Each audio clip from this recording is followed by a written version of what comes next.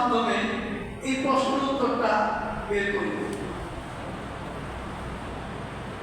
চিন্তা এবং গবেষণার মাধ্যমে বুঝতে হবে স্বাভাবিকভাবে মানুষ দুধ কি এবং গরুর চানা এই দুইটার মধ্যে পার্থক্য করতে পারে কিনা বলুন।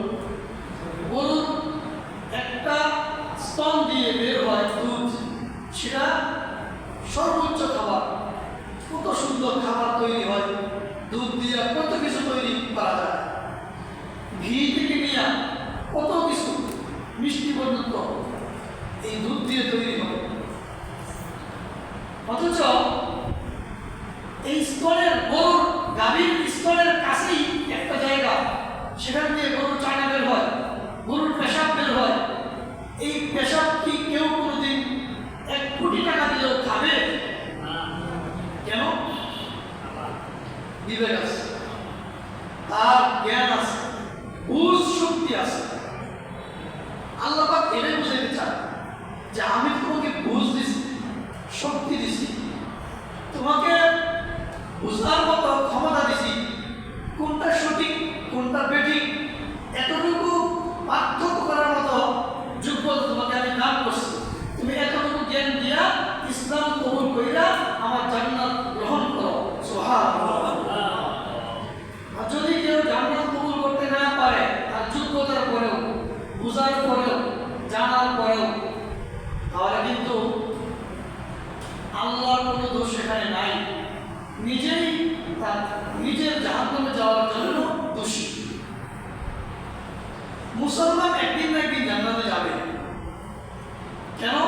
একটা কারণে, সে ঈমান আনছে, কালেমা পড়ছে, আশহাদু আল্লা ইলাহা ইল্লাল্লাহ ওয়া আশহাদু আন্না মুহাম্মাদান আবদুহু ওয়া রাসূলুহু।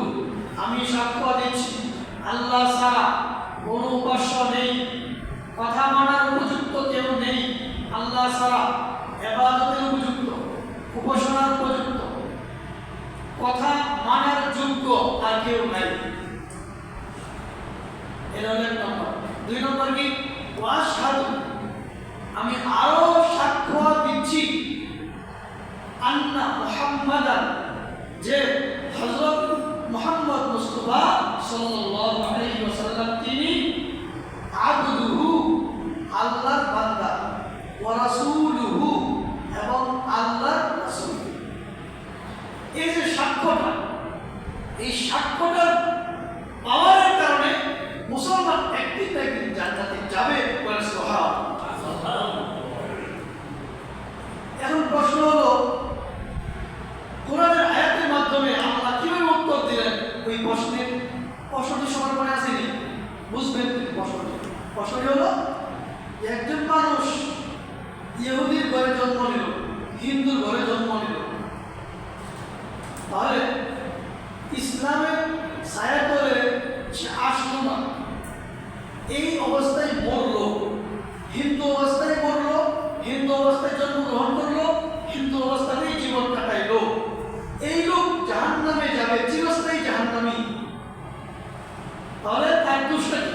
সে তো হিন্দুর ঘরে আসলো, মা পেট থেকে দুনিয়াতে বের হয়ে হিন্দুদের মূর্তি পূজা দেখছে, ধরিখানা দেখছে, লিঙ্গ পূজা দেখছে, অমুক পূজা তমুক পূজা, সব ধরনের পূজাই সে দেখছে, 12 মাসে 13 পূজাই সে দেখছে। তার দোষটা কি? তার দোষটা হলো আল্লাহ রাব্বুল ইজ্জত তাকে বিবেক দিয়েছেন, বিবেক দিয়া সে দুধ এবং গরুর চানাকে পার্থক্য করতে পারে, গান্দা ভাত আর ভালো ভাতকে পার্থক্য করতে পারে।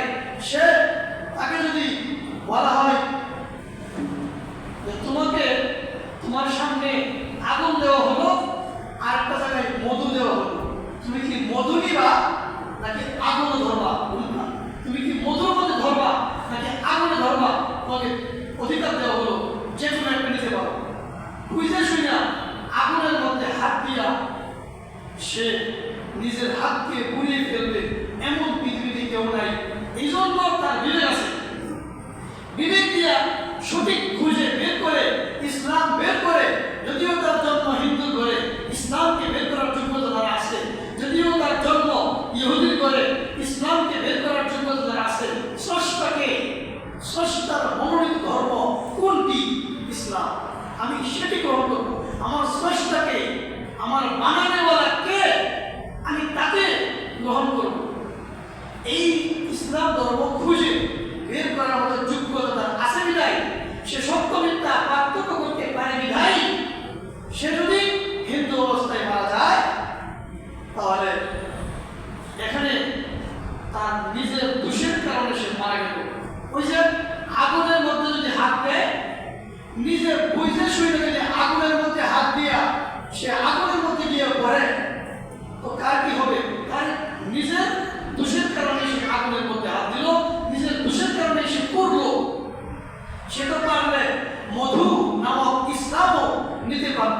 সে তো মধু নামক ইসলাম নেই নাই, সে জাহান্নাম নামক আগুন গ্রহণ করেছে। এই জন্য অন্য কারো দোষ এখানে দেওয়া যাবে না। দোষ হলো একমাত্র তার যে বুঝে শুনে ইসলাম ধর্মকে কবুল করলো না, হিন্দু অবস্থায় মারা গেল, ইহুদি অবস্থায় মারা গেল, খ্রিস্টান অবস্থায় মারা গেল, একমাত্র তার দোষ, অন্য কারো দোষ না। আল্লাহ তাআলা বলেন আল্লাযী খালাকাল মাউতা ওয়াল হায়াতা লিয়াবলুয়াকুম আইয়ুকুম আহসানু আমালা ওয়া হুয়াল আজিজুল গফুর।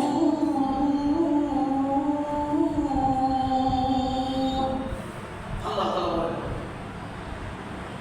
যে আল্লাহ তাআলা জীবনকে এবং মৃত্যুকে এবং জীবনকে, এই দুইটা জিনিসকে বানাইছেন একটা উদ্দেশ্য। বলেন আমাদের জীবন আছে না নাই? আমাদের মরণ আছে না নাই? জীবন এবং মরণ এই দুইটা কি আমরা বানাইছি নাকি আল্লাহ বানাইছে? বুঝেন ভালো হবে, ঈমান জাগ্রত হবে।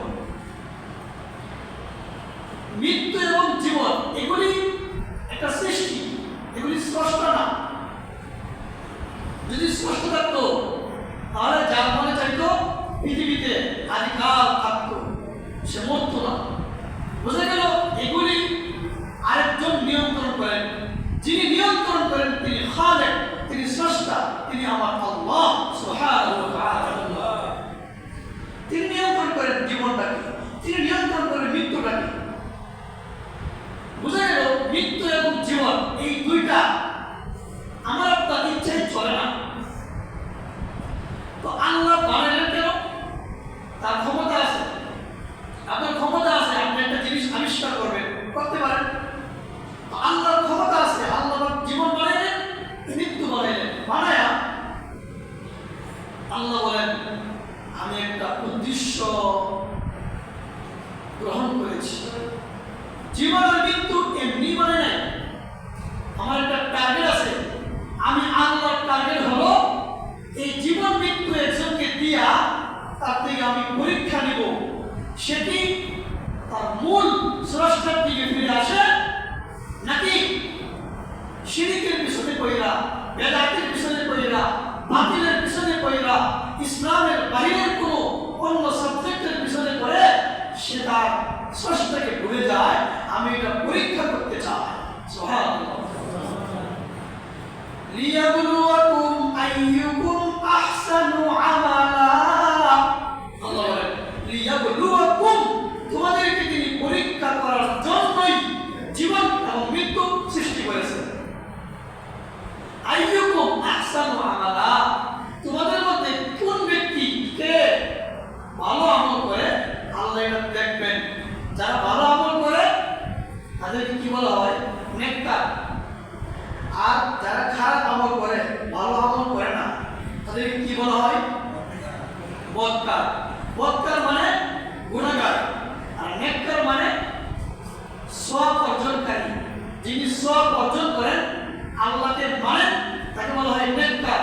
কেন নেককার আর কেন বদকার? আমি আল্লাহ এটা পরীক্ষা করে দেখব, এই জন্য আমি জীবন এবং মৃত্যু এই দুইটাকে বানাইছি। সুবহানাল্লাহ। বলেন আমার আপনার জীবনটাকে আমি আপনি নিয়ন্ত্রণ করি নাকি আরেকজন নিয়ন্ত্রণ করেন? আমার স্পষ্ট যিনি, তিনি নিয়ন্ত্রণ করেন। এখন প্রশ্ন হলো, যিনি নিয়ন্ত্রণ করেন তিনি যেইভাবে চান ওইভাবে আমি কি চালাইলাম নাকি চালাইলাম না, এটা দেখতে হবে। যদি ওইভাবে আমি চালাই ওনার চাহিদা মতো, তাহলে আমার আপনার ফলাফল কি? জান্নাত। যদি ওইভাবে না চালাই তাহলে ফলাফল জাহান্নাম। পরিষ্কার কথা। এখন তো সবাই নিজেকে নিজে চেক করে, নিজেকে নিজে চেক করে। আমার আপনার ঘুমের পর থেকে, ঘুম থেকে যে আমরা উঠি, এই ঘুমের পরের থেকে আরেকবার ঘুমানোর আগ পর্যন্ত আমাদের যে সময়টা আমরা বাহিরে ব্যয় করি, বাহিরে যে আমরা সময় কাটাই, এই যে বাহিরের সময়টা নষ্ট করি, এই সময়টার মধ্যে কোন